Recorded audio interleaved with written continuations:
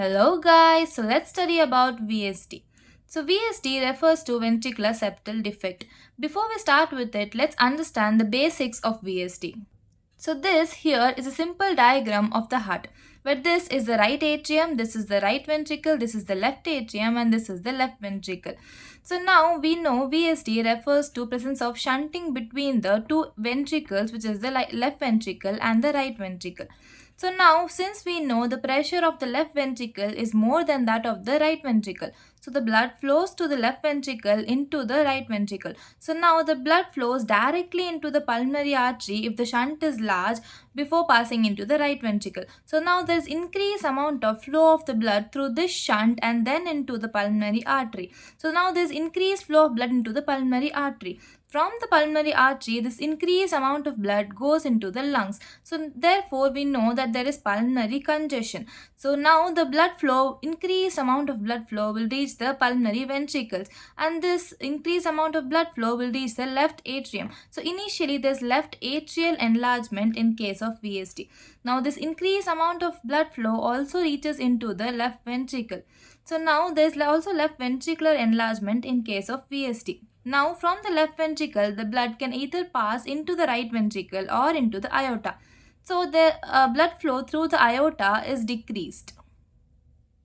Let's now understand the basic murmurs of VSD.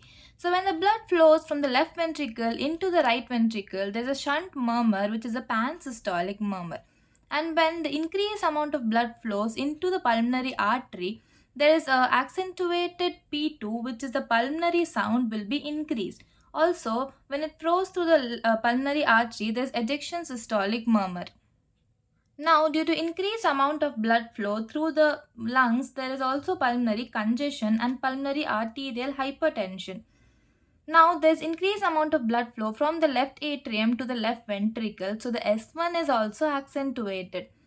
And also there's a murmur, which is the delayed diastolic murmur when the blood flows from the left atrium into the left ventricle. So this is the basic concept of VSD. Now let's understand it in detail. So VSD is the most common congenital cardiac lesion. So there are four types of VSD, which includes perimembranous, muscular, outlet and inlet. So as we know, the ventricular septum is formed by a membranous part, a muscular part. So if there is a defect in the membranous part, it is known as perimembranous. If there is a defect in the muscular part, it is known as muscular. If there is defect in a subaortic region or subpulmonary region, it is known as outlet type. If there is defect near the mitral valve area, it is known as inlet type. So let's now understand the hemodynamics of the VSD.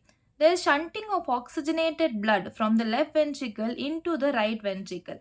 The shunting of this blood will lead to production of pansystolic murmur on auscultation and thrill on palpation. Pansystolic murmur will mask the first heart sound, which is S1. So this here is a pansystolic murmur which I was speaking about. So since this murmur is present throughout the systole, the first heart sound will be masked. Also, this pansystolic murmur also masks the A2, which is the second aortic sound. So all these sounds will be masked when heard in the area of the shunt. Now, left to right shunt will stream directly into the pulmonary artery, and there's increased flow of blood across the normal pulmonary valve, which will lead to production of ejection systolic murmur. There's increased flow of blood across the lungs, which will lead to pulmonary plethora on chest X-ray, which generally refers to increase in the pulmonary circulation. This blood passes into the left atrium, so there's increase in the volume of the left atrium, as I said in this, and so there will be left atrial enlargement initially.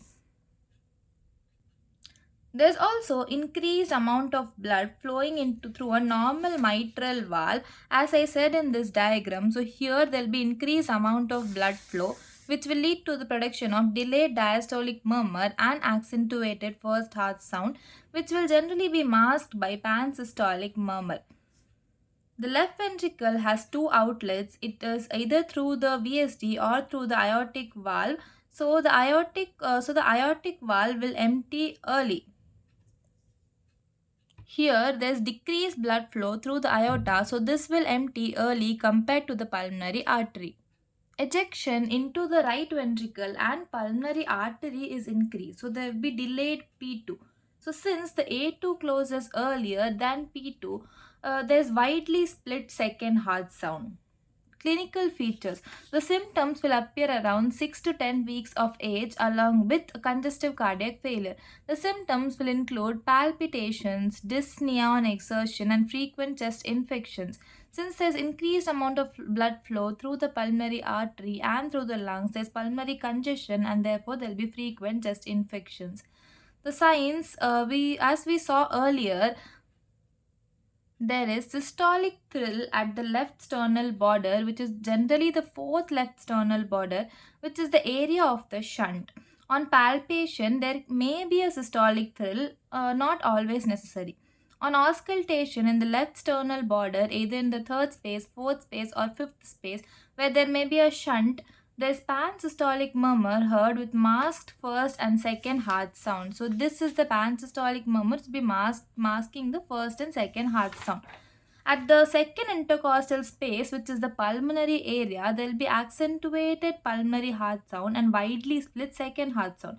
At the apex of the heart, which is the mitral area, there will be delayed diastolic murmur and audible S3 may be heard sometimes. So this is the delayed diastolic murmur and the audible S3.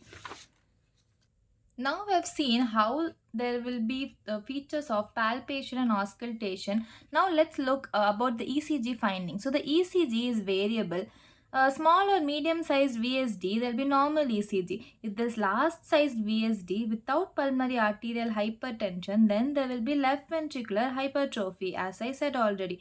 If there is pulmonary stenosis or pulmonary artery hypertension, so let's understand this point, that if there is pulmonary stenosis or pulmonary artery hypertension, so now the blood cannot flow through here. It's very difficult for the blood to pass through here. So more amount of blood will enter the right ventricle.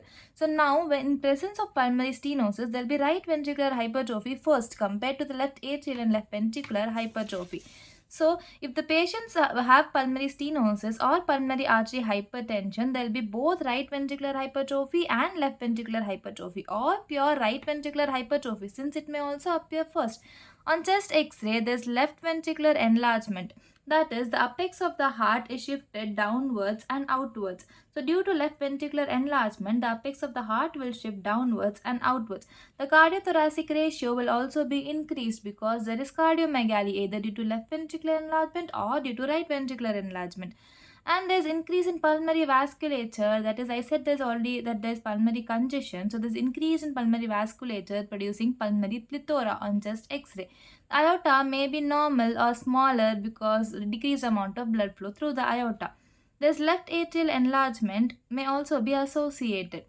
On echocardiogram, we can identify the number of the size of defects and presence or absence of pulmonary stenosis, pulmonary hypertension, and other associated defects. So let's look at the cause and complications. If there is small VSD, it will generally be asymptomatic, which may become smaller in size or may disappear spontaneously also. The muscular VSD has high likelihood of spontaneous closure. Perimembranous VSD will close with the help of septal leaflet of the tricuspid valve. So since it is present near the tricuspid valve, that is the membranous part is near the valves, whereas the muscular part is below. So since the membranous part is present near the tricuspid valve, it will close with the help of septal leaflet of the tricuspid valve.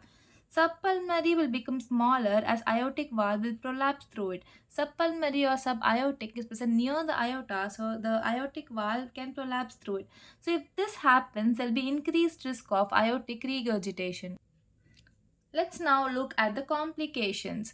The complications include recurrent infections because there's increased amount of blood flow through the pulmonary blood flow. So there will be increased recurrent infections. There will be congestive cardiac failure. So now there will be a left heart failure first and then there will be right heart failure. So because of this congestive cardiac failure, there can also be dependent edema.